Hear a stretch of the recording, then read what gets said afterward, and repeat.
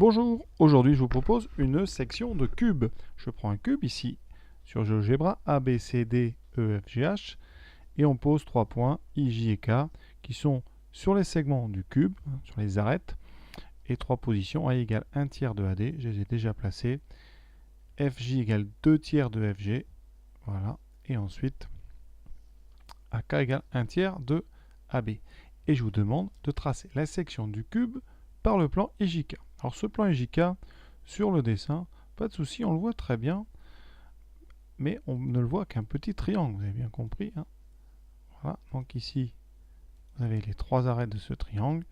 Voilà. Le problème, c'est qu'en faisant ceci, eh bien, vous avez une arête qui est très intéressante, hein, l'arête IK en bas, mais les deux autres sont à l'intérieur, donc elles n'apparaîtront pas sur la section, elles sont à l'intérieur. Donc, il faut maintenant trouver les intersections avec les autres faces. On a donc, première intersection, c'est avec la face du dessous ABCD. C'est le segment IK. Problème, maintenant, eh bien, qu'est-ce qu'on fait? Voilà. Alors là, vous n'avez pas 36 façons. Il y a dans ce genre de choses un premier théorème qu'on peut utiliser, c'est le théorème sur les plans parallèles. Ici, eh bien, on a une coupe ici, le segment IK, qui est sur la face ABC. La face du dessus, qu'on peut appeler EFG, elle est parallèle à la face du dessous. Donc, d'après un théorème, tout plan qui coupe l'une, ici le plan IJK, coupe selon IK, coupera la deuxième selon une parallèle. Ça veut dire qu'ici, sur la face du dessus, la coupe va être parallèle à IK. Donc, je vais faire une parallèle à IK passant par J. Donc, j'utilise option parallèle, parallèle passant par J, parallèle à IK. Voilà. Cette droite, vous ne vous en rendez pas compte, je vais vous montrer en pivotant, elle est sur la face du dessus. Ça n'a pas l'air, mais hein, c'est, regardez, oui, vous voyez bien, elle est sur la face du dessus. Alors, elle a l'air beaucoup plus penchée, mais pas du tout. Donc cette droite, elle m'intéresse parce qu'elle va couper le segment HG. Pourquoi cette intersection ici, celle que je vais indiquer tout de suite, pourquoi c'est un vrai point? Pourquoi le point L ici est un point qui existe? Parce que la droite en noir et la droite HG sont en fait deux droites coplanaires. Coplanaires dans quel plan? Même si ça ne se voit pas, c'est dans le plan du dessus. Regardez bien. Oui, ces deux droites sont en haut. Conclusion, le point L, eh bien, c'est l'intersection de deux droites coplanaires. C'est donc un point qui existe pour de vrai. Et ce point, il a deux particularités. Il est sur la face du dessus et sur la face du fond, DCG. Oui, en plus, chose qui nous intéresse, troisième qualité, il est sur notre plan IJK. Et donc, on peut très bien mettre ici le segment LJ en rouge, puisque c'est un des bords de ce qu'on cherche. Maintenant, vous voyez, je vais faire disparaître cette droite. Alors, faire disparaître peut-être pas, mais la mettre en très léger. Donc, voilà. Et celle-là ici, est-ce qu'on la garde ou pas? Pour l'instant, on s'en débarrasse. Voilà, on a maintenant, regardez bien, une intersection. Qu'est-ce qu'on peut faire? Est-ce qu'on peut relier tout bêtement L et J? Pas du tout, parce que si on relie, on est à l'intérieur, vous voyez bien. Donc, maintenant, comment va-t-on continuer? On n'a plus la possibilité de faire des parallèles, on les a faites. Si on relie les points, on est à l'intérieur. Donc maintenant, la deuxième technique, quand vous êtes dans ce genre de situation, c'est de prolonger les droites de votre plan. Donc on peut prolonger tout simplement, on a déjà fait LJ, on peut aussi prolonger IK. Je ne sais pas si ça servira à quelque chose, mais on va le faire. Voilà, cette droite IK, vous avez bien compris. Donc je vais la faire en petit, voilà. Elle est sur le plan du dessous. Encore une fois, ça ne se voit pas, mais vous voyez, ces deux droites sont très horizontales. Qu'est-ce qu'on peut en faire de ces deux droites? Alors, on va essayer de regarder des intersections avec d'autres choses.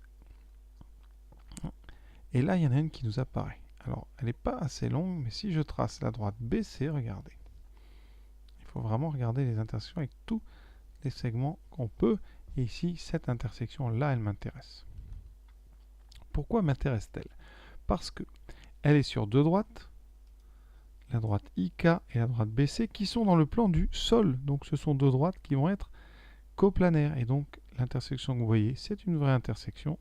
Ce point-là, il est parfait pour nous. Il existe bel et bien. Et il est dans notre plan IJK. mais il est aussi sur le plan du côté et aussi sur le sol, ABC. Donc ce point, il est sur la face BCG. Et on a déjà J, nous. Donc on peut relier ce point qui s'appelle le point M. On va donc tracer à droite où le segment MJ. Et ce segment, il est entièrement sur le côté BCG. Regardez, voilà, vous voyez. Et donc le point qui m'intéresse, vous avez bien compris, c'est le point ici. Parce qu'il est à la fois sur la droite, ici, MJ, donc sur le côté, et il est aussi sur mon plan, puisque eh bien, les points I, K, M sont sur mon plan, le point J aussi, donc ce point-là y est aussi. J'ai donc un nouveau petit segment, ici, ce morceau-là, que je peux mettre en rouge. Alors là, ça, je vais mettre ça en pointillé, voilà, un peu plus gros, et celui-là, ici, JM, alors c'est pas JM qu'il me faut, c'est NJ. Voilà. Oups. Propriété, je mets ça en rouge.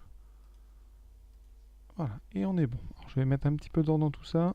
Qu'est-ce qu'il me reste à faire? Alors, première chose assez évidente maintenant, vous avez K et ce point-là. Hein, ce point-là, c'est le point N ici. Et bien, qui sont sur la face de devant, donc je peux les relier par un petit segment que je vais mettre en rouge. Voilà. On a donc, je pense que ça n'a pas marché, j'ai dit rouge. Ah si, c'est parce qu'il faut que je, voilà, le désélectionne. Je tourne un petit peu, et pour l'instant, on n'est pas trop mal. Hein. On a donc 1, 2, 3, 4 segments. Donc, je fais un petit peu de place, que vous y voyez plus clair. Voilà. Ensuite, il me reste maintenant à relier L et I. Alors, je ne peux pas directement tracer LI. LI, vous voyez, c'est à l'intérieur. Donc, il faut que je trouve les segments de coupe sur les côtés gauche et au fond. Et là, on va utiliser encore notre histoire des plans parallèles. Sur le plan ici de gauche, c'est A, DH, ça sera une parallèle au segment sur le plan de droite, donc au segment ici NJ. Donc je prends l'outil parallèle, parallèle à ceci, passant par I. Voilà. Et ensuite, sur le plan du fond, vous aurez une parallèle à KN. Donc j'utilise une deuxième fois l'objet parallèle, parallèle à cette droite, passant par le fond. Voilà, et ce point ici, vous avez gagné. Voilà, c'est le point d'intersection. Je n'ai plus maintenant qu'à bien mettre en évidence bien, ma section. Voici votre section, vous voyez. On a bien coupé selon un plan à chaque fois. Et l'exercice est terminé. Vous voyez, en final, j'ai enlevé la partie du dessus. Donc quand vous coupez un cube, voilà ce que ça peut vous donner comme objet dans les mains, vous voyez. Ici, on a un morceau de cube. Et vous avez apparu sur votre cube, ici, un hexagone. 1, 2, 3, 4, 5, 6. Particularité de cet hexagone, les côtés sont parallèles 2 à 2. Donc c'est assez joli.